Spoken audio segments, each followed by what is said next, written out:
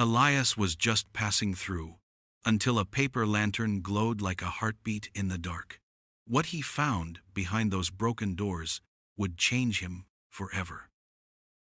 Elias Carter rode slow, his horse's hooves dragging through dust so thick it clung to the air like fog. The maps he carried, ragged and folded from years of wandering, had marked this place with a single word: abandoned. Ghost town, the men at the saloon back east had said, not worth a damn thing but rattlesnakes and busted wood. Yet as Elias crested the ridge and looked down at the cluster of buildings slumped against the earth, he felt a pull. It was the kind of pull a man doesn't ignore, the kind that whispers of something more than silence waiting below. The main street stretched long and crooked, framed by false fronts that had once tried to look proud, a saloon leaning heavy on its side, a church with half its steeple missing, doors swaying open and shut when the wind bothered to push through. The sound of his horse echoed in the emptiness, sharp and out of place, and Elias felt the hair along his neck rise. He'd been in plenty of dead towns, places burned out by hunger, thirst, or greed, but this one felt different. Something about the stillness was not quite right. He pulled the reins and stopped near the livery stable. Its roof collapsed inward like a rib cage caved beneath a giant's fist. His eyes swept the street, watching for movement, watching for trouble, but all he found was dust, broken shutters, and the faint rattle of a loose sign clanging against a nail. He swung down from the saddle, boots sinking in powder that had once been a road, and tied his horse to the post out of habit, though the animal could have wandered all day without another soul to spook it. Then it came, soft at first, so faint he thought it was the wind playing tricks, a sound no ghost town should ever carry. Laughter, high and clear, a sound too full of life to belong to spirits or echoes. Elias froze, hand brushing the grip of his revolver, and tilted his head toward the alleys where the shadows ran deep. Smoke, thin as thread, curled upward between the buildings, carrying with it the smell of food cooking over fire. Not old smoke, not ashes stirred up by breeze, but fresh, sharp, alive. He stepped carefully, eyes narrowed, boots crunching over shards of glass and stone. The laughter drifted again, lighter this time, like children chasing one another through streets that should have been empty for years. Elias pressed himself against the wall of a leaning general store and listened. Voices followed, low and hushed, too far away to catch words, but they carried rhythm, the cadence of people talking, sharing, existing. His chest tightened with a strange feeling, half wonder, half unease. The town had been written off, left to rot on the maps and in the minds of men who had never cared enough to look deeper. Yet here, in the heart of what was supposed to be emptiness, there was life. Elias felt the weight of it settle on him, the way a man feels when he realizes the story he was told isn't the truth at all. He glanced at his horse, then back toward the alleys, and for the first time in many long miles, he knew he wasn't alone. The sun dipped low, and the sky burned orange before giving way to violet, shadows stretching long across the broken street. Elias had wandered deeper into the town, every step slow and careful, his hand never far from the worn grip of his revolver. The air carried the dry bite of dust mixed with something that did not belong to ruins, the faint sweetness of cooked rice and herbs, and he knew now without doubt this was no ghost town. He paused at the corner where the saloon's front leaned sideways, ready to fall, and in that moment a glow flickered against the dark glass of a shattered window. Elias narrowed his eyes and stepped closer, his boots crunching against gravel, and saw it clear, a paper lantern, round and red, its thin skin glowing like a heart still beating in the chest of a corpse. More lanterns appeared, as dusk deepened, one by one, strung in crooked lines across sagging beams, their light trembling in the wind but refusing to die. Elias felt his throat tighten, because no abandoned town ever carried such signs of care, such defiance of silence. He stood in the center of the street, hat brim pulled low, and waited. Then came the sound of feet, soft but certain, and from the shadows between the buildings, shapes emerged. Men first, lean and strong, their faces carved with lines of hardship, dark hair tied back, shirts patched but clean. Behind them women appeared, some holding small bundles, others clutching children who stared wide-eyed at the stranger in the street. The lanterns painted them in hues of fire, every glance sharp and watchful, and Elias felt the weight of being measured, not by words, but by eyes that knew too well what danger looked like. No one spoke, not at first. Their silence was heavier than any gun barrel leveled his way, and he shifted slightly, letting his hands hang open at his sides to show he meant no harm. The older man at the front stepped forward, his back slightly bent but his gaze steady as iron. He carried no weapon, yet Elias could tell he was the one the others trusted, the one whose presence held them together. The man studied Elias long, his eyes narrowing as though searching for a crack in his face, some sign of what sort of soul had wandered into their hidden life. The children's laughter he had heard earlier was gone now, replaced with hushed whispers as women pulled them close. Elias felt every gaze pierce him, suspicion thick in the air. He had known the sting of being an outsider before, drifting from one place to the next, with no claim to land or kin, but this was different. This was not just caution. It was the guarded silence of people who had lived too long with the weight of being unwanted, unseen, and yet refusing to vanish. Finally, the elder lifted one hand and pointed toward Elias's horse still tied at the post. Then to Elias himself, a question plain enough without words. Elias gave a slow nod and tapped his chest. "Carter," he said, voice steady but low. "Elias Carter." His words fell into the air like stones into deep water, ripples spreading through the gathered faces. Still no one answered, yet something in their eyes shifted, not softer, not yet, but no longer purely hostile. The lantern swayed above them, light spilling across cracked walls and broken doors, and in their glow, Elias realized the truth. This was no place of the dead. It was a refuge, hidden in plain sight, built out of the ruins others had thrown away. And now he stood at its edge, a stranger whose next move would decide whether he was allowed to see more or driven back into the dust of the desert night. The lanterns swayed in the evening wind, their light soft against the broken wood of the buildings, and Elias stood still in the middle of the street while the villagers watched. No one stepped forward at first, and he did not move either, knowing better than to push his way into places where he was not wanted. Then the elder, who had been standing at the front, took a slow step toward him. His back was bent, his hands lined with years of work, yet his eyes were clear and sharp as the edge of a blade. He carried no rifle, no stick, only a clay jug, and when he reached Elias, he held it out with both hands. The gesture was quiet, almost plain, but there was no mistaking what it meant. Elias took the jug carefully and lifted it to his lips. The water was cool, cleaner than he expected, drawn from some hidden spring or well that the town must have guarded all these years. He drank, handed the jug back, and gave a short nod of thanks.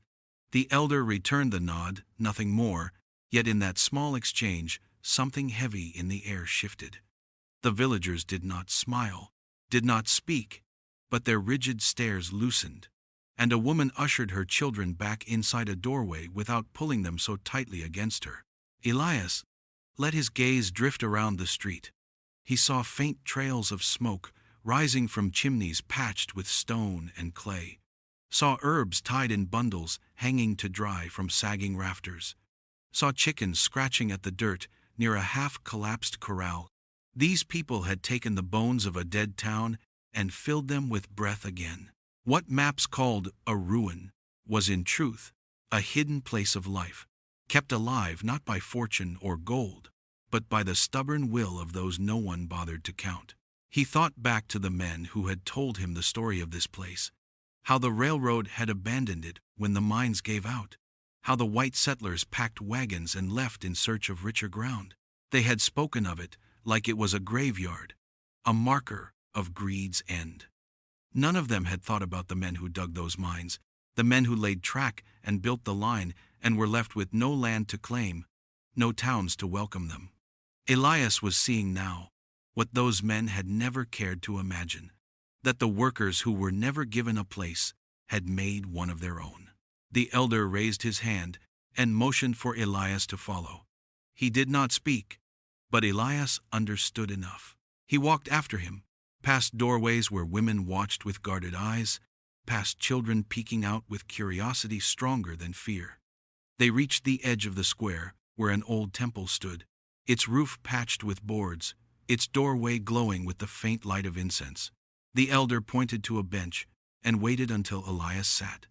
Then he poured water into a wooden cup, set it before him, and settled onto the other bench across the fire. No words passed between them, only silence thick with unspoken meaning. Elias knew then that he had stumbled into a truth most of the West ignored, that this town was not abandoned, not forgotten, but alive, because those left behind had refused to vanish. In that quiet welcome, offered without speech, he felt the weight of their endurance, and he bowed his head in respect. The fire in the small square burned low, its smoke curling soft into the night air, carrying with it the scent of herbs Elias did not recognize. Around him the villagers moved quietly, voices hushed, footsteps light, as if they had long ago learned not to draw too much attention to themselves. The elder sat across from him, face lined deep, eyes steady, and with slow, careful words in broken English, he began to tell pieces of the story. Elias listened, leaning forward, catching what he could from the sounds and filling in the rest with the gestures of hands, the nods, the pauses heavy with memory. They spoke of the railroad first, how men had come with shovels and iron, blasting through the rock and carving paths across the land. The company had promised fortune, had promised that work here would lead to food, wages, maybe even a share of land when the job was done. Elias could picture it easily, the sound of picks ringing against stone, the shouts of foremen, the lines of tracks stretching like a vein across the earth. He had seen it before in other places, had seen how fast towns grew when silver was pulled from the ground, or trains came through bringing goods and men hungry for opportunity. But as the elder spoke, the story shifted. The silver veins thinned and then dried altogether. The white settlers packed their wagons, took what they could carry, and headed toward newer fields, newer dreams. The buildings they left behind leaned empty in the wind, paint peeling, windows gaping. Yet not everyone could leave. Elias watched as the elder's hand spread open and then closed into a fist, his voice dropping lower. The Chinese workers who had built the very bones of the place were given no wagons, no land, no promises. They had been told they could dig, they could sweat, they could build, but they could never own. And when the company left, they were left too. Elias felt a twist in his chest. He had drifted through plenty of towns like this, seen the bones of greed scattered across the prairie, but here the bones had not been left to rot. The men and women sitting around the fire had refused to die with the town. They had stayed, planting herbs in the dust, patching roofs with their own hands, carving a kind of living out of what had been thrown away. Children chased each other near the edge of the square, their laughter thin but bright, proof that life had taken root in soil no one else wanted. A younger man spoke next, his English clearer though still halting, telling Elias how some had tried to go east, some to return across the ocean, but few had the money and fewer still had a place left to call home. They stayed not because it was easy, but because there was nowhere else to go, because here at least the walls, though broken, belonged to them in a way no rich town ever would. Elias sat back, letting the story settle into him, and looked around at the lanterns swaying in the night air. This was not a ghost town, not anymore. It was a place of the discarded, a refuge for those America had barred from its tables, and yet it breathed still, stubborn and alive. In their broken words and quiet pride, Elias heard a truth buried deeper than silver, that what others abandoned could still be made into a home. The night deepened, and the wind turned cool. carrying with it the faint rustle of lanterns swaying on strings stretched across sagging beams. Their red glow washed over the broken saloon fronts, over shattered windows patched with paper, and for a moment the town looked less like a ruin and more like a place suspended between two worlds, half dead and half alive. Elias followed the elder's slow steps into the open square, where a fire burned low and steady, its light dancing on faces that still watched him with guarded silence. The air held the smell of food, richer than he had known in months of wandering, and his stomach gave a twist that he quickly tried to hide. Women carried bowls from small clay stoves set against the walls, rice steaming as it was poured into wooden cups, fish salted and dried, with herbs crumbling at the edges, roots roasted until their skins split open to release sweetness. The villagers moved with quiet grace, serving one another, bowing heads, offering small words he could not understand, but whose meaning needed no translation. Elias stood apart at first, unsure if he was welcome at their circle, but the elder gestured firmly for him to sit. The place offered to him was not at the center, but near the edge, and Elias understood well enough that trust was not something freely given. He lowered himself onto the mat, careful with his movements, and accepted the wooden bowl placed in his hands by a woman whose eyes never once lifted to his. The rice was simple, yet each bite filled him with a warmth he had forgotten, the kind that comes from eating food prepared by hands that cared about the work. The fish cracked lightly between his teeth, carrying the sharp tang of herbs he could not name, and the roasted roots left a sweetness on his tongue that lingered long after he swallowed. He ate slowly, not wanting to appear greedy, but every bite seemed to push away the hollow ache that had sat inside him for too long. The people spoke little, voices soft, as if afraid to disturb the night. But there was laughter too. It slipped out in bursts, thin but real, as children tugged at one another's sleeves, or as old men leaned close to trade words that carried more memory than sound. Elias listened, not understanding the language, but hearing in their tone the mix of sorrow and joy, the kind of laughter that lives side by side with grief. He felt it cut through him in a way that surprised him, for he had carried his own silence across deserts and through empty towns, never once believing he might set it down for even a moment. Still, he felt the suspicion in their eyes, the way some glanced at him and then looked away quickly, as if afraid to let him see too much. He did not blame them. He was an outsider, a stranger wandering into a place meant to be hidden, and no amount of food could wash away the years of danger they had survived at the hands of men who looked like him. Yet even with their wariness, he found himself breathing easier than he had in months, the ache of loneliness easing in the presence of a people who had endured together. As the lantern swayed and the fire crackled low, Elias lifted his bowl one last time, and in that quiet circle, he felt, for the first time in a long while, that he was not standing on the edge of the world, but sitting inside it, if only for a night. The feast ended with the last of the lantern oil burning low, the fire in the square reduced to glowing embers, and the villagers began to drift back into the broken buildings they had claimed as homes. Elias sat apart for a time, listening to the quiet voices fading into the night, the soft shuffle of feet on dirt, the clatter of bowls being stacked away. The elder had given him a small mat and a place near the wall of the old saloon, and though it was more kindness than he had expected, Elias felt the weight of eyes still on him, measuring whether his presence meant safety or danger. It was then she came to him, a young woman carrying herself with a strength that had nothing to do with size. She stepped out from the shadow of the temple, her hair tied back, her face sharp and steady.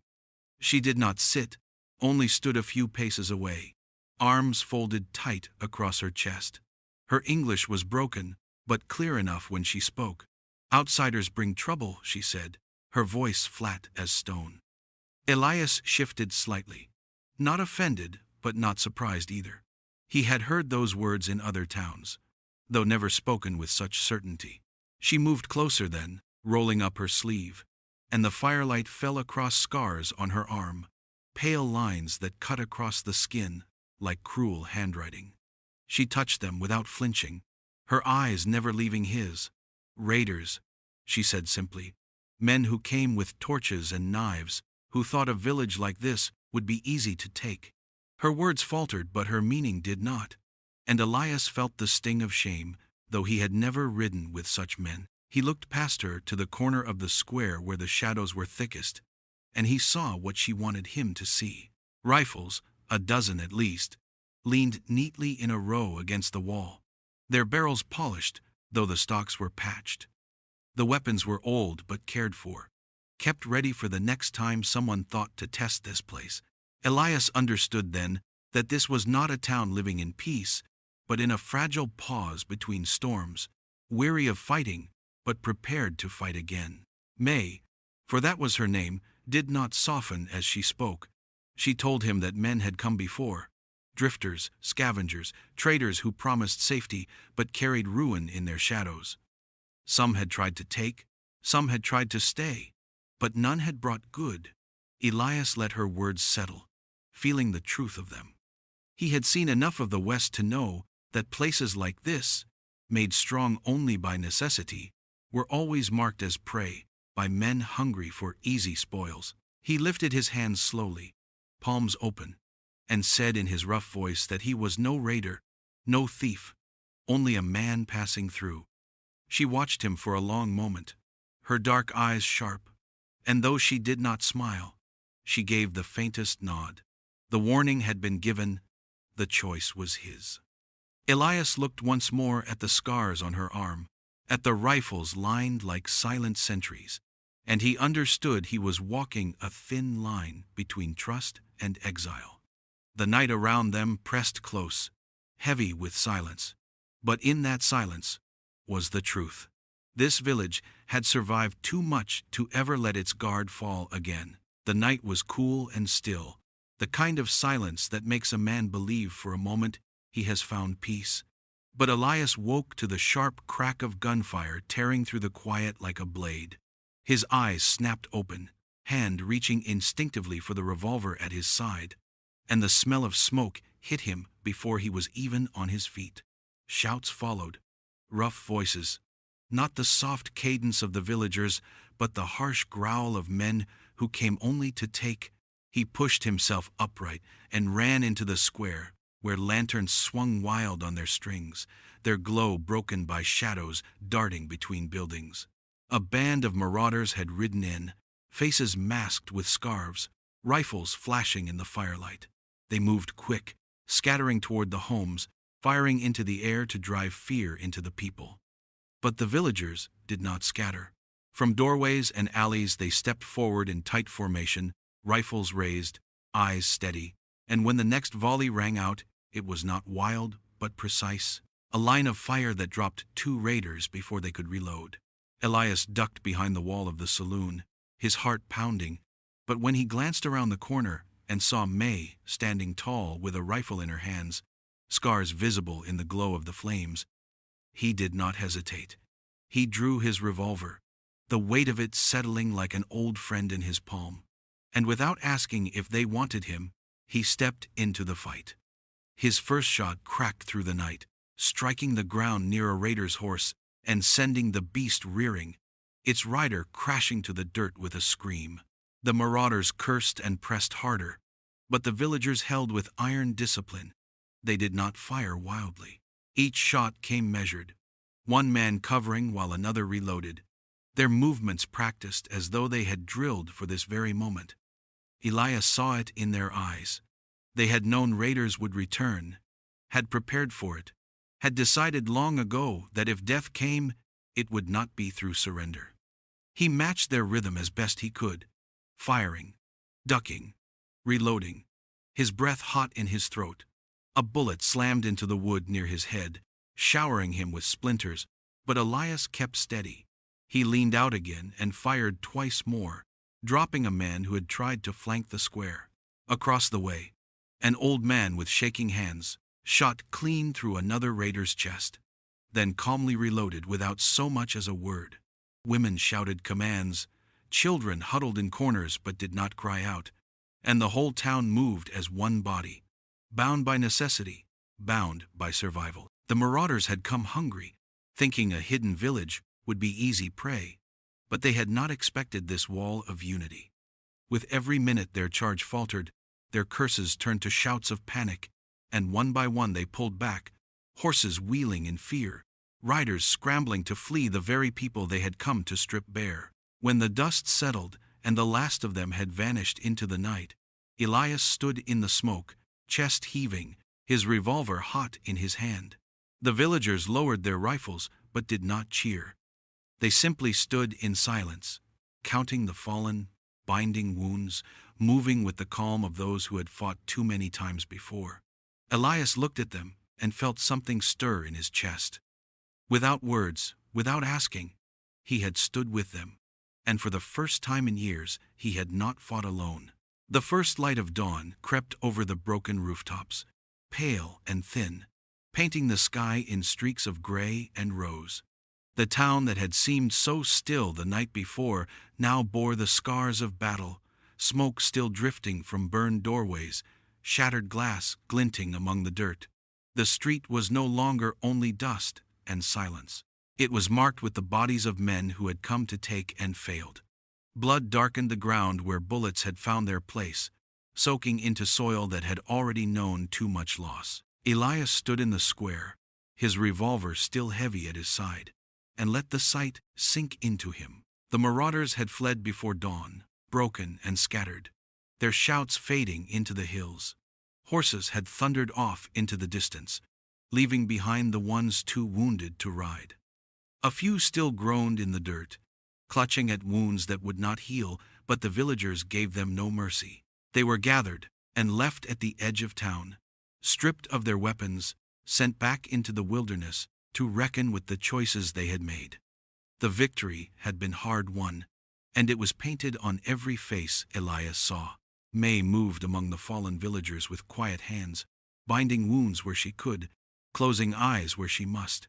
Her hair clung to her face with sweat and ash, but her gaze was steady, sharper than steel. Children carried water. Women tore cloth for bandages. Men checked rifles and stacked them once more in the corner, as if ready for another fight. There was no boasting, no celebration. They had survived. But survival was not a thing of joy here. It was a duty, one carried heavy on every shoulder. Elias felt something stir inside him as he watched them. These people, forgotten by the world, called shadows by men who never saw them, had stood their ground against those who thought them weak. Their strength was not in shouting or in numbers, but in unity, in a discipline forged by years of being hunted and denied. He saw it in the way they moved as one body, each part fitting into the other, each life tied to the next. Even in loss they did not splinter. The elder stood near the fire pit, his face drawn but unbroken, and lifted his chin toward Elias, as if to say, "You have seen now." Elias returned the nod, though words felt too small for the weight pressing on his chest. He had wandered long enough to know what it meant for a people to endure in silence, carving life where the world had already written them off. He thought of the towns that marked this place as dead on their maps, of the stories told by men who believed no one remained. They were wrong. Life pulsed here, hidden and fierce, stronger for the very reason that no one believed it could exist. The dirt ran dark with blood, yet in the morning light Elias did not see only death. He saw defiance, the kind that does not fade with time or fear. This was not a ghost town. It was a heartbeat, steady and quiet, beating beneath the dust of a land that had never once wanted to admit it was alive. The fire burned low in the square, its glow soft against the weary faces gathered around it. The night air was cool, the smell of smoke heavy with the memory of gunpowder and blood. Elias sat cross-legged on the ground, his revolver laid beside him, the ache in his shoulders reminding him of the fight that had torn through the village only hours before. The people moved quietly, tending to wounds, binding arms and legs, washing blood from the dirt where it could be washed, leaving the darker stains to sink into the ground. There was no wailing, no loud grief, only the calm, heavy silence of those who had lived too long in the shadow of danger to be surprised by its return. May came to sit across from him, her arms wrapped around her knees, her dark eyes catching the firelight. She studied him for a long while before speaking, her words slow, her English careful but sharp enough to cut. "This place," she said, "is not a ghost town. It is a refuge." Her voice did not tremble, though Elias could feel the weight behind every word. She told him how her father and others had come with the railroad, working through storms and hunger, building tracks across mountains and deserts, their backs bent until they were little more than shadows. They were promised wages, not land, not homes, just coin enough to survive. And when the silver dried and the white settlers packed their wagons, the workers were left behind, nameless, unwanted. Some had dreamed of going back across the ocean, back to families they had left in hope of fortune. But the passage was costly, and most had nothing left to return to. Others had tried to settle in towns, only to be driven out by laws that said they could not own land, could not marry, could not belong. May's voice grew harder as she spoke, and she pulled at the hem of her sleeve, as if to hide the scars Elias had already seen. America would not claim them, she said, and China was too far. So they built something here, in the cracks the rest of the world left behind. Elias listened in silence, the flames painting her face in shifting gold and shadow. He thought of the maps that marked this place dead, the men in saloons who laughed at the memory of it, the silence with which the world covered over, lives that had not vanished at all. What he saw now was not death but exile, a whole people pushed out of sight, carving a kind of country for themselves in a valley of broken wood and patched roofs. It was not rich, it was not safe, but it was theirs. The villagers around the fire listened too, nodding as May's words carried their story into the night. Children leaned against their mothers, old men sat with hands clasped in their laps, women stared into the flames with eyes that held both grief and pride. Elias felt the truth settle deep in him, heavier than any burden he had carried on the road. He realized that what these people had built was not just survival, it was defiance. And though the world might pretend they did not exist, their quiet endurance was more powerful than any map or law. When May's voice fell silent, the fire crackled between them, and Elias bowed his head slightly in respect. He had wandered long, searching for places that meant something, and now in the heart of what others called abandoned, he saw a place that lived because it refused to die. The days after the raid passed in a quiet rhythm, the kind of rhythm Elias had not known in years. Repairs were made with steady hands, beams lifted back into place, doors rehung, windows patched with cloth and paper. The work was done without complaint, each villager moving as if tied to the others by something stronger than rope. Elias lent his own strength where he could, hauling water from the well, lifting timbers, carrying stones for the fire pits. No one thanked him, yet no one turned him away, and that simple acceptance pressed deeper into him than any words might have. At night the lanterns returned, glowing red against the broken wood, swaying gently in the desert wind. Children ran through the streets, chasing the shifting light as though it were fireflies, their laughter carrying into the night air. Elias leaned against the post outside the saloon and watched them, the sound stirring something long buried inside him. He had chased lanterns once too, in a town far behind him now, back before hunger and death had taught him that wandering was safer than staying. For years the road had been his only companion, a place where no roots could be torn because none had ever been planted. Yet here in this forgotten town, with its scars and its silence, he felt the faint tug of something different. May passed by carrying a bundle of herbs, her steps sure, her eyes meeting his for only a moment before she moved on. He thought of her words by the fire, how she had told him this was not a ghost town but a refuge, a place built by people who had nowhere else to go. He thought of the scars on her arms, of the rifles stacked in the corner, of the way her people had stood like iron against the raiders. Strength, yes, but not the kind that sought glory. It was the strength of endurance, of belonging to one another. And Elias realized he had never belonged to anyone or anything. The road called to him still, the way it always did, when a place grew too familiar. His horse pawed at the ground, as if restless, ready to carry him west or east, wherever the horizon opened next. He could ride out at dawn, vanish into the dust, and no one here would chase him. They would close their doors, light their lanterns, and carry on without him.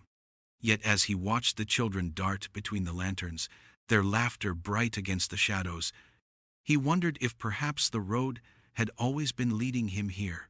Not to gold, not to land, not to some dream of fortune, but to a place where a man could finally rest and know he was not alone. The choice sat heavy on him as the lanterns flickered and the stars wheeled overhead.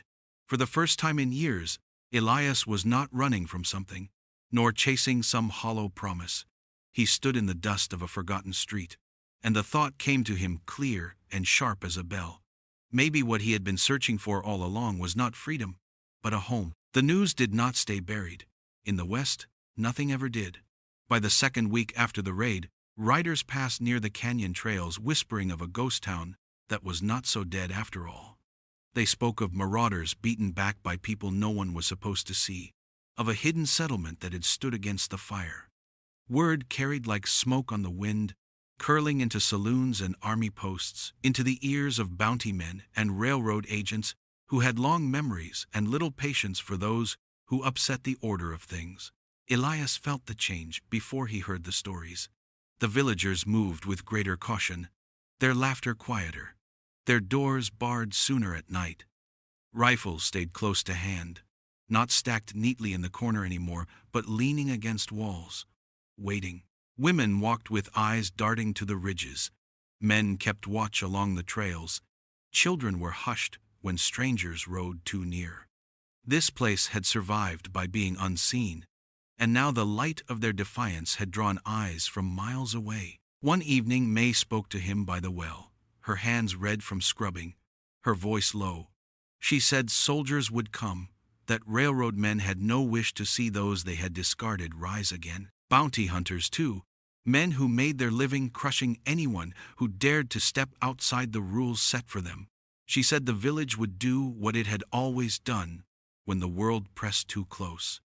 They would vanish into the hills, fold back into the shadows, leave behind what they had built, and begin again where no map cared to look. Her eyes were hard when she said it, but Elias could hear the sorrow beneath. That night Elias walked the square alone. The lanterns swayed above him, red and gold, their glow too bright, almost daring the darkness to swallow them. He thought of his horse tied to the post, restless as always, ready to carry him far from this trouble. He could leave before the soldiers came, slip away before the noose tightened. He had lived that way for years, moving on whenever danger grew too near, surviving by belonging nowhere. Yet when he looked toward the homes patched with clay, heard the faint cough of an old man behind a wall, the whisper of a mother singing to her child, he felt the weight of what leaving would mean. They had taken him in when they could have turned him out, fed him when they had little to spare, trusted him with their fight when trust was scarce. He had stood with them against the raiders, and in that fire something inside him had settled. Something he had not known was still alive. Now the choice pressed hard on his chest: ride on and save himself, or stay and risk the wrath of the world. The dawn came cold, light breaking over the broken rooftops, and Elias knew the road would always be there, stretching wide and empty. But as he watched the villagers gathering their few belongings, ready once more to vanish, he felt the pull of something stronger than the horizon. He did not yet know what he would say or how he would fight, only that if the world came for them, he could not turn his back. The day the soldiers came, the air was heavy with dust, stirred by hooves and wheels as wagons rolled down the crooked street that had been called empty for so long. The sound carried far before they appeared, the jangle of bridles, the clatter of rifles against saddles, the bark of orders that had no place here but pressed in all the same. Elias stood in the square, the revolver in his hand steady. his eyes fixed on the line of blue coats approaching beneath the morning sun. Behind him the villagers gathered, silent but firm, their faces marked by weariness, yet unbroken. Lanterns had been strung once more across the beams, their red light swaying in the breeze, though the day was bright, as if to remind the world that this place breathed still.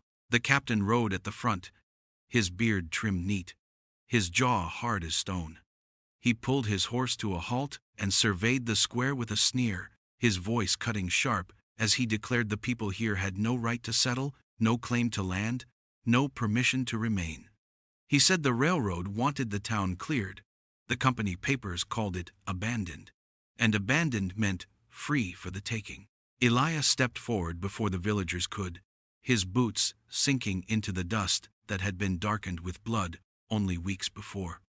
He lifted his revolver, just enough to make the soldiers shift uneasily, then let his voice carry through the air. "This town is not abandoned," he said, his words plain but heavy.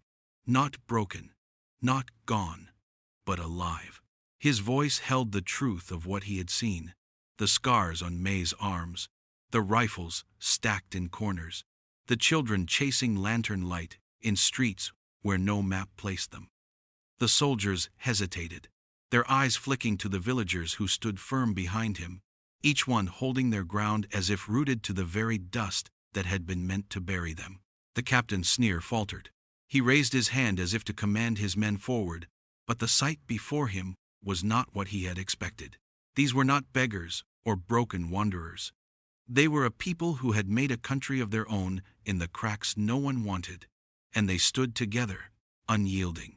The silence stretched long and sharp, broken only by the creak of saddles and the restless snort of horses.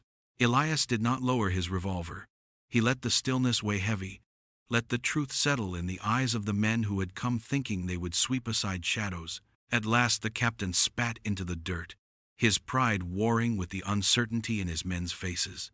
With a harsh word he wheeled his horse around, and the line of soldiers followed, their noise fading down the trail until only the wind remained. When it was done, the villagers did not cheer, but lanterns were lit again as twilight came, their glow rising against broken windows, painting the town in colors of defiance. Elias stood among them, his revolver finally at rest, and felt a quiet he had never known. This place, once thought forgotten, had shown its truth, not abandoned, not broken, but alive. In the swaying of the lanterns, in the breath of those who refused to disappear, the ghost town revealed itself for what it truly was, a village that endures. If this story left its mark on you, subscribe, like, and saddle up for more videos.